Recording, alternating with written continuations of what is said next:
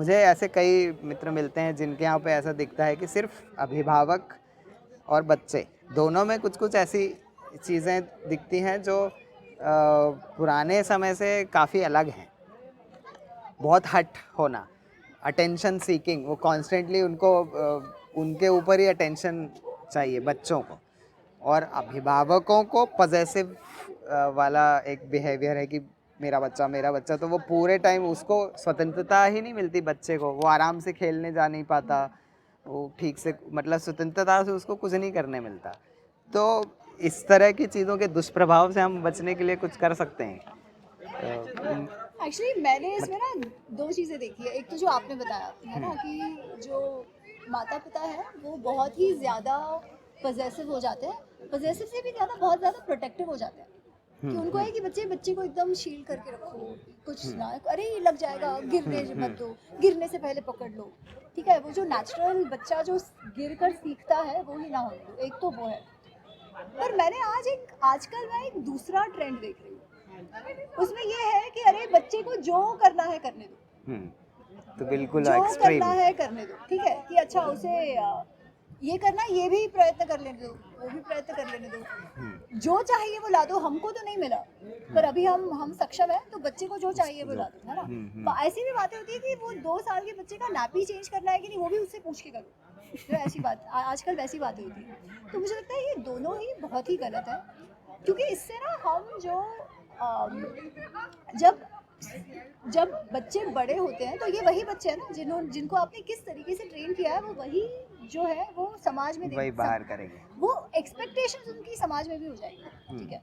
तो जब आप ओवरली प्रोटेक्टिव होते हो, जब आप उनको कुछ प्रयत्न नहीं करने देते, सब उनके सामने ला के रख देते हो, तो बच्चे को लगता है कि यही जीवन है ना, कि मेरे लिए सब कुछ होता रहेगा ऑटोमेटिकली। एग्जैक्टली, मैं चाहता हूँ, मैं कहूँगा वो चीज़ हो जाएगी। हाँ। मेरे ना तो मैं सुन ही नहीं सकता, क्योंकि ना सुनने की तो आदत ही नहीं है ना। जब ना सुनने की आपको आदत नहीं है तो आपके घर वाले आपको चला लेंगे, बाहर थोड़ी ही होने वाला है। और आप आजकल देखो बच्चों को एक वीडियो गेम नहीं मिला, जाकर आत्महत्या कर लेते हैं, सुसाइड कर लेते हैं। तो ये क्या है ना। इसमें सबसे बड़ी बात, सबसे अगर किसी को दोष देने जैसा है तो ये अभिभावक देने जैसा है, क्योंकि आपने बच्चों को ना सुनने का सिखाया ही नहीं है। वो बच्चे करें क्या, है ना। उनको ये कि मैं जो चाहता हूँ वो मुझे मिलेगा, होना चाहिए, टाइप ऑफ एडिक्शन ओनली ना। करेक्ट, बात तो वही है उसी तरह कि की दिमाग में केवल एक ही बात सुनने के आदी है, दूसरी बात नहीं सुननी है। तो जब वो नहीं होता है मन का, तो क्या आता है, कामात् संजायते क्रोधो, क्रोधात् भवति विभ्रमात् बुद्धिनाशात् प्रणश्यति। जाके सुसाइड कर लेगा वो, क्योंकि आपने उसे बुद्धि दी ही नहीं है ना उस बात की। एक बात तो ये है। अच्छा, दूसरी बात, जब आप अरे जो करना है करने दो, अपने मन का करने दो, उसका भी फॉल आउट तो यही है, उसमें भी वही हो रहा है कि वो जो चाहे वो डिसाइड करेगा। अरे भाई, अगर उसमें उतनी बुद्धि होती बच्चे में, तो आपका काम क्या है, माँ बाप का क्या काम है। माँ बाप का काम उनको गाइड करने का तो है ना, ऐसा नहीं है। अच्छा, कई लोग तो ऐसे होते हैं, नहीं मैं चाहूंगा मेरा बच्चा वही बनेगा, मैं चाहूंगा डॉक्टर तो बच्चा डॉक्टर बनेगा, ये भी गलत है। और दूसरी ओर पे जो चाहे करना है करने दो, ये भी गलत है। पेरेंट्स का, अभिभावकों का रोल क्या है, ये समझने की आवश्यकता है। आपका हर बच्चा भी अलग होता है, हर बच्चे के साथ कुछ चीज़ें चलती हैं, कुछ चीज़ें नहीं चलती हैं। मेरी माँ ये बात बहुत कहती है कि जो टेक्निक्स उसने मुझ पर का उपयोग उन्होंने करा, वो मेरे भाई पे नहीं चली, उनके लिए उनको बदलना पड़ा, है ना। एक ही माँ बाप की संतान है फिर भी, तो ये थोड़ा बहुत तो होता है। किसी के साथ आपको ज्यादा प्रोटेक्टिव होना भी पड़ता है, किसी के साथ आपको ज्यादा छूट देनी पड़ती है, बच्चों की भी पर्सनालिटी होती है। But all said and done, अभिभावकों का रोल क्या है बच्चों के लाइफ, उनको सही गलत की पहचान कराना, उनको सोचना कैसे है ये सिखाना, सही मार्ग पे दिखाना कि क्या सही क्या गलत, फिर वो अपने मार्ग पर छोड़ दो। तो ये तो शुरुआत का, तो क्या सही क्या गलत है तो सिखाना पड़ेगा ना। वो तो उनके अंदर डालना पड़ेगा, उनको कंडीशन वैसा करना पड़ेगा, बायस डालना है वैसा नहीं। बट अगर आप उनको यही ना समझाओ कि सही गलत क्या, तो वो विवेक बुद्धि आप आने ही नहीं दे रहे। तो वो अभिभावकों का रोल है। तो हमारे में क्या कहते हैं, अगेन बहुत सिंपल सा एक श्लोक है, लालयेत पंचवर्षाणि, 5 वर्ष तक आप उनका बहुत लाड लड़ाओ, खूब ध्यान रखो। 10 वर्षाणि ताड़येत, जो 6 से 15 का टाइम है ना, तब आप उनको डिसिप्लिन करो, हाँ। अच्छा, ये डिसिप्लिन की क्या आवश्यकता है? हम इंद्रिय विजय की बात करते हैं, कृष्ण कहते हैं मन पर संयम लाओ। हाँ। मन पर संयम लाने का अर्थ क्या?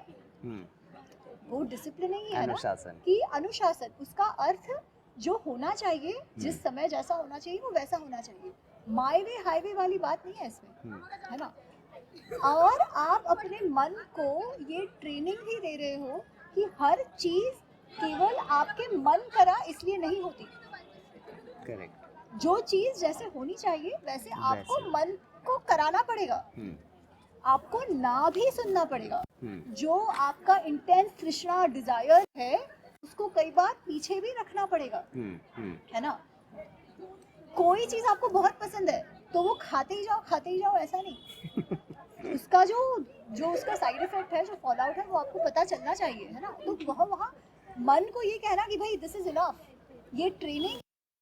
Discipline is basically about mental control. और ये अगर बचपन में ना दी जाए तो आगे चल के उस बच्चे को बहुत ही परेशानी होने वाली है। तो अगर माँ बाप को ऐसे लगता है कि आगे चल के तो बेचारे को जो करना है करना ही पड़ेगा, इसलिए अभी बेचारे को जो करना है करने दो, आप उनका बिल्कुल भी फायदा नहीं कर रहे हो। As parents it is your कर्तव्य to make them learn what discipline is, and if you don't do that you are failing, है ना। पर वो कब तक, फिर वो बच्चा 30 साल का हो गया तब तक भी उसका हुक्म आप उस पे चलाते रहो, ऐसे नहीं, फिर नहीं चलेगा। वही वापस हमारे शास्त्र में तो कह रहे हैं कि 16 वर्ष का जो हो जाए फिर कैसे मित्रवत, उसके साथ आप मित्र बनो, उसको आप गाइड करो, वो आपसे बात कर सके, खुलकर बात कर सके। अगर आपकी पीठ पीछे करेंगे तो उनको सही मार्ग दिखाने वाला कोई नहीं होगा, है ना। तो उनके मित्र बनो, तब समझो कि वो कहाँ से आ रहे हैं। उनके भी पीयर प्रेशर, ये वो बहुत सारी आजकल उनके जीवन में भी कितनी सारी परेशानियां हैं, उसको समझो। तब आप अपना हुकूमत चलाओ, तब you play the role of a guide, है ना। तब you help them think through, you coach them. और इससे मुझे एक तैतृय उपनिषद की बात है, ऑफ कोर्स ये रिलेटेड नहीं है पर मुझे वो बहुत पसंद है कि भृगु जो है, वारुणी उसमें कहा गया है कि वो अपने पिता के पास जाते हैं और उनको आत्मा क्या है ये समझना है। तो वो जो एक प्रोसेस उसका पूरा है कि पहले वो उनके पिता कहते हैं कि हाँ हाँ बहुत अच्छी बात है, तुम सोच के आओ मेरे पास। तो पहले वो कहते हैं कि हाँ, हम तो जीवन जो है वो अन्न के कारण है, तो अन्न ही ब्रह्म है। तो वो कहता है हाँ बहुत अच्छे, और सोचो। और वो फिर अन्न से प्राण, प्राण से मन, मन से ये विज्ञान, वो सब, और फिर आनंद इस पे पहुंचते हैं। और इवेंचुअली उनके पास प्रश्न ही नहीं रहता, क्योंकि जब ब्रह्म का रियलाइजेशन आप हो गया हो तब तो प्रश्न समाप्त हो जाते हैं। खैर ये तो बहुत अनरिलेटेड है सो टू से, पर मैं उस प्रोसेस की बात कर रही हूँ। नहीं हो सकता ये सब प्रश्न खत्म होते होते हमको भी प्रश्न समाप्त हो जाएं।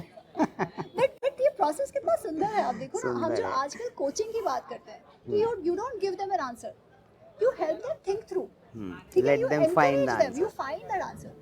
पर वो 16 साल के पहले तक तो आपको वो सोचना कैसे है वो सिखाना है।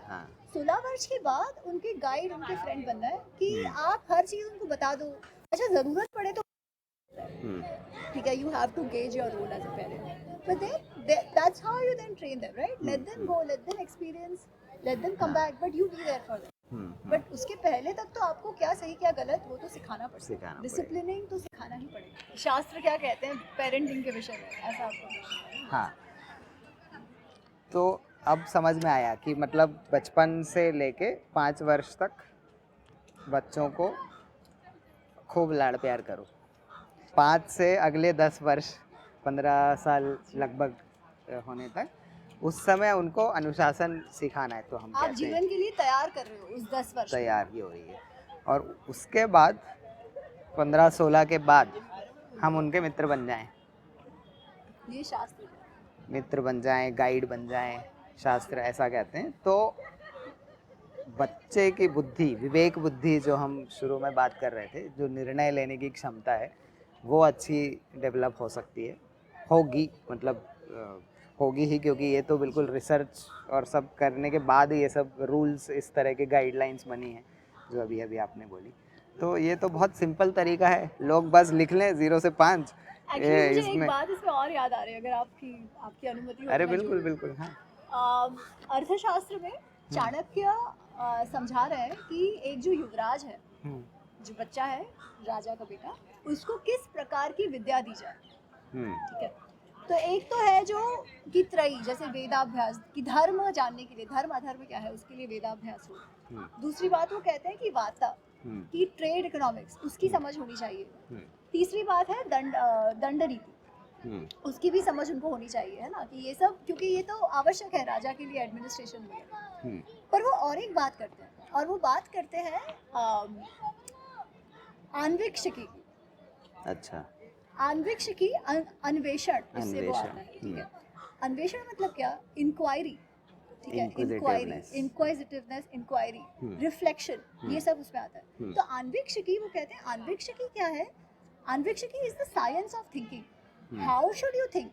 और उसके उसके अंतर्गत वो कहते हैं क्या पढ़ाओ आन्वीक्षिकी के अंतर्गत, तो वो कहते हैं योग, जो हमने बात करी है ना, क्योंकि योग से आप वो ऑब्जेक्टिव विवेक बुद्धि को जागृत करने के मोड में जाते हो। सांख्य, सांख्य से आपकी एनालिटिकल बुद्धि डेवलप होती है ना। तो वो कहते हैं सांख्य योग। और फिर वो कहते हैं लोकायत, लोकायत इज चारवाक, वो कहते हैं वो भी समझो, क्योंकि उसमें प्रत्यक्ष प्रमाण है। तो आपको सोचना कैसे है, सही गलत, how do you think, how do you analyse, how do you bring things together, how do you develop your objectivity, that is through अन्वीक्षिकी। एंड ही सेज अन्वीक्षिकी सिखाना अत्यंत आवश्यक है बच्चों का, स्पेशली जब आप लीडरशिप के लिए किसी को कर रहे हो। So that is the art of thinking.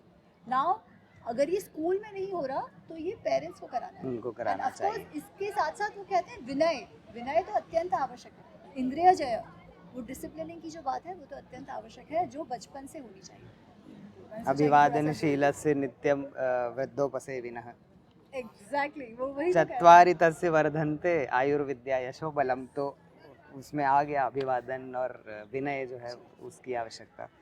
तो ये वो डिसिप्लिन करने वाले समय पे Exactly. उपयोग किया जा सकता है। बिल्कुल, बहुत बढ़िया। ये है सुधर्मा, विश्व का एकमात्र संस्कृत का समाचार पत्र। गत 50 वर्षों से कार्यरत है ये, और संस्कृत में समाचार हम सब तक पहुंचाते आ रहा है। मैसूर से प्रकाशित होता है। मैसूर से प्रकाशित होता है।